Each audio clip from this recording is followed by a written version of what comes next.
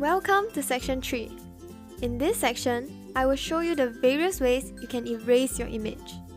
Erasing is basically removing specified pixels from a certain layer, and it's a very basic yet really important skill to have when creating or editing images. There can be many instances where you will want to use the erase function, but people most commonly use the erase function when stitching together different images. For example, you may want to superimpose this picture of a computer mouse over this image here. Since you only want the computer mouse to be present, you will need to erase everything else in that layer. As you can see, you will need to erase certain parts of certain pictures every time you try to stitch images together. I will be teaching you the various ways you can use this erase function, and will also tell you the situations they are most suitable for. See you there! We'll start this section by talking about the brush tool first, before introducing the erase. Brush tool is one of the most commonly used tools in Photoshop and can be found here. Select it and make sure that you are selecting the brush. So, when you have selected the brush tool, your cursor will change to this circle icon, and you can simply click to paint on the current layer. There are a lot of options for you to adjust your brush at the top bar over here. The first option here allows you to select your brush tip. So, if you select a hard tip, your brush will paint very hard edges. If you select a soft brush, your strokes will contain softer edges. These two brushes are sufficient for most situations when you are using Photoshop on your computer, so you don't really need to know about the rest. However, if you are using a graphic tablet which takes into account pressure sensitivity, you can adjust these hard and soft options to find the optimal one for you. Next, you can adjust the size as well as the hardness of the brush using this option over here. Usually, the hardness of the soft brush will be set to 0 and the hardness of the hard brush to 100, so you don't typically have to change it. Next, you can click on this icon to open the Brush Preset panel. It can also be found in Window, Brush. These options are rarely adjusted unless you are doing digital painting or relying heavily on the brush tool for your image, so I will not be going through them. But do feel free to experiment with the different options. Now, let's look at the opacity option over here. Opacity allows you to adjust the degree of transparency, where 100% opacity means 0% transparency, and 0% opacity means complete transparency. The flow option here is similar to opacity as well, except that it builds up readily, but we typically use only opacity. Also, if we are using a newer version of Photoshop, you will see a smoothing option over here. This will be very useful when you want to draw beautiful curves. If you set this option to 0%, your drawing will be completely freehand. If you increase the percentage, Photoshop will help you stabilize your curve so that your strokes are neater and smoother. This will be very useful when you want to write and not type text. Next, let's take a look at pressure. Pressure is only available if you are using a pressure-sensitive tablet, which allows you to adjust your brush stroke sizes and opacity based on how hard you press your pen. If you are using a PC or a mouse, you can ignore this option. Then, this symmetry option over here just simply reflects whatever you draw for you. Now, to choose the color of your brush, you simply have to click on the foreground color here and choose your desired color. The front color over here is the active color. The back color is a spare color for you to swap to quickly. And you can press X to conveniently toggle between these two colors. Next, let's look at this eyedropper tool. When you have a desired color on the image already, but you're unsure about the exact shade it is, you can simply select this option and left click on the area with that color. Your foreground color will then change to that exact color. This makes things much more convenient for us as there are 16 million different color values to choose from, but Photoshop helps you to select the exact one. Now, I'll be ending this video with some useful tips for you. First, if you are looking for opacity painting, consider painting at 100% on a new layer, then reducing the opacity of the layer. This will give you the option to change the opacity next time if you've changed your mind. If you paint at a fixed opacity, you cannot increase it the next time. The second tip for you: always paint your brushstroke on a new layer. This way, you can quickly delete your brushstroke, move your brushstroke, or even resize your brushstroke with the free transform tool or Ctrl+T without affecting the other layers. The last tip I have for you is brush shortcuts. First, you can use the left and right brackets on your keyboard to increase and decrease the size of your brushes. This is super convenient and I use it all the time. Next, when you are painting, you can hold down Alternate on your keyboard for the eyedropper tool to temporarily appear. You can select a different color to paint. So in this manner, you can hold down your Alternate key, click on a color, and immediately have that color for your brush to paint over. So that's it on how the brush tool works. Let's now move on to see how we can delete pixels. In this video, I will show you how we can use the eraser and background eraser tools. Let's say I use the brush tool to draw some strokes over here, but I don't want this area of it.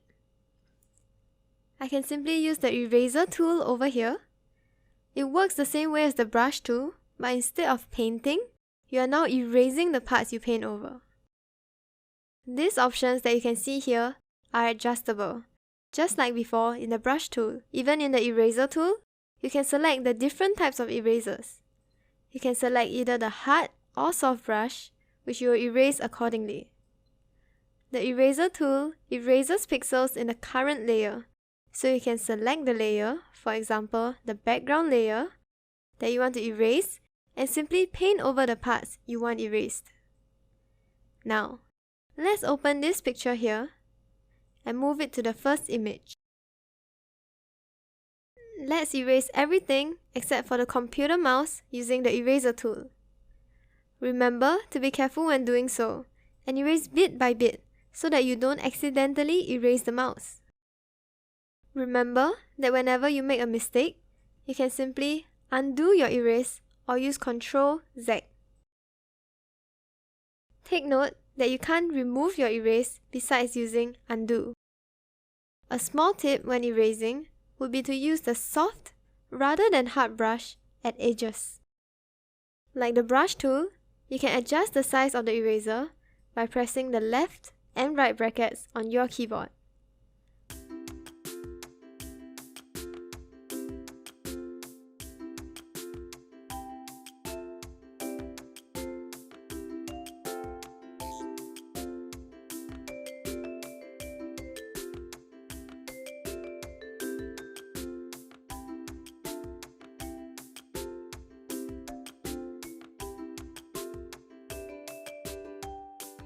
After some careful erasing, you can see that the layer only has the computer mouse left.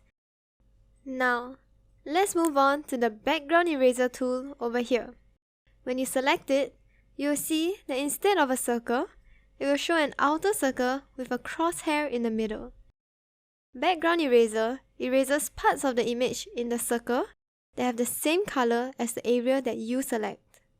So, if I left click this area over here, Photoshop will sample the pixels beneath this crosshair and erase the area in the circle with the same color as those pixels.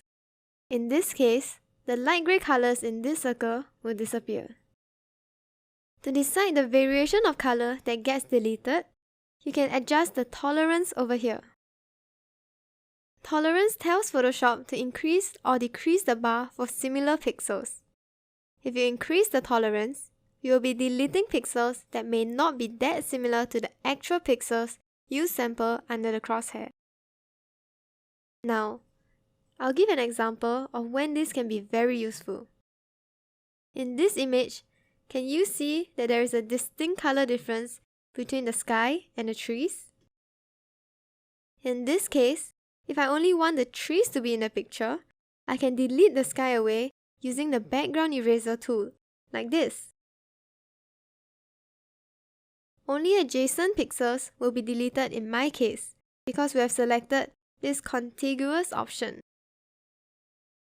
If you select the non-contiguous option, you will be deleting pixels even if they are not adjacent to each other. As you can see, it is very easy removing the sky from the picture. However, if the object or area you want to remove in your picture does not have a great color difference with the remaining picture, you can first use the background eraser tool with a lower tolerance and then use the eraser tool to manually erase some edges not picked up by the background eraser tool. And that's all for the eraser and background eraser tool. Besides using the eraser and background eraser tools, you can also erase an image using the cover-up method. The cover-up method is where you try to cover up the parts that you are going to erase with its background. In this case over here, the background is white. So instead of erasing, you can paint over the excess part with white using the brush tool. This gives an illusion of erasing away the excess part, but you're actually just covering up the excess part. However, please note that if you are painting in the same layer, you will not be able to delete your brush strokes later on. If you apply filters to the layer after, the brush strokes will also have the same filter and may end up different from the background. So, it would be better to paint over in a brand new layer instead. This way, the brush strokes are independent from the layer and you can filter your image without affecting the brush strokes. Also, do note that there are some limitations to using brush strokes for erasure. For example, in this image, if I want to remove the red hat, I won't be able to do so because the background is not a solid color. So, this is where cloning comes in. Cloning is also covering up unwanted pixels by painting over them, but painting with the image's existing pixels instead. I will talk more about cloning in section 5. But do keep this technique in mind, as we will be using it a lot in the later videos. So far, we know that the eraser tool is a useful tool which allows you to erase parts of your images quickly. But we also know that after using the tool, we can only reverse the action using undo. So, in a way, you cannot unerase something. Hence, I'll be teaching you about the Layer Mask tool, a very handy tool which allows you to erase and unerase at any point in time. You can add a layer mask by clicking this option at the bottom called Layer Mask. A white area will appear beside your layer. And this white area is your mask. You can treat this white area as a white canvas, and your brush tool as a brush that can paint only black or white. When you paint black on a white canvas, you are removing that part of the layer, so you can no longer see it. If you use the white brush to paint over the black areas, you can see that that area in your original image is revealed. So, you can undo any erasure easily by using this white brush. When you first click on the Layer Mask option, you will see that the entire layer mask is white, which is why the entire layer is visible. So, just color out the areas you want erased using the black brush. But be sure that you are selecting this layer mask portion when you paint, and not the actual layer. Now, you can actually paint colors outside of black and white, like green or red for example. what happens then? When you do this, Photoshop will adjust the transparency or opacity of the erasure according to how much black or white is in the color. However, I don't recommend you do this. If you want to adjust the opacity of the layer, you can simply set the opacity when you paint instead. This will make it less complicated. Now, if you are done and you want to apply your layer mask, simply click this Apply Layer Mask option over here. Once that is done, the hidden pixels will be permanently deleted from the original image. So, I recommend that you do not apply the layer mask until you are completely sure that you are done with the entire project, so that you can go back and erase or unerase your layer whenever you want. Now, a very useful shortcut for you to know is the backslash arrow. When you click it, you will be able to see the area that you have painted over so far. Next, let's talk about this chain icon over here. This icon lets you link your layer mask onto the image. When this icon is activated, you will see that the layer mask moves along together with the picture. When it is not activated, this does not happen as they are not linked. You want to leave this chain icon activated most of the time though. And that's almost all you need to know about erasing using layer mask. But one last thing you should note.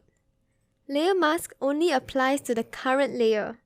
If you have multiple layers, you can use multiple layer masks on each of them and paint black or white over the layers, but you won't be able to do it to a bunch of layers. I hope you appreciate how useful the layer mask tool is and use this technique often when editing your images. We've reached the end of the tutorial for erasing in Photoshop. In the past few videos, you have seen various ways you can erase an image and why you need to erase an image.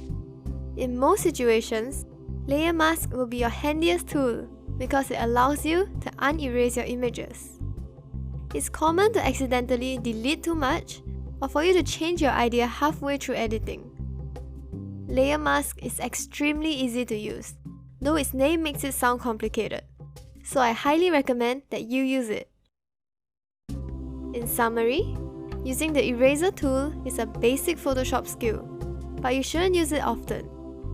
The background eraser tool is good in situations where there's a sharp color difference between what you are deleting and its surrounding area. The cover-up method is a great trick that allows you to quickly and conveniently hide pixels away by painting over it. The layer mask is, in my opinion, always the most reliable choice when there are no better options to erase, and it gives you full control over the size of your brush. So far, we have seen how the layer mask can delete unwanted parts of an image. However, a better way would be to select a smaller area first, and then delete the excess area. This makes deleting faster. The ability to select objects is also extremely important. In the next section, we are going to go through in detail different ways you can partially select an image. You'll see that you are also able to erase images through other selection tools. See you there!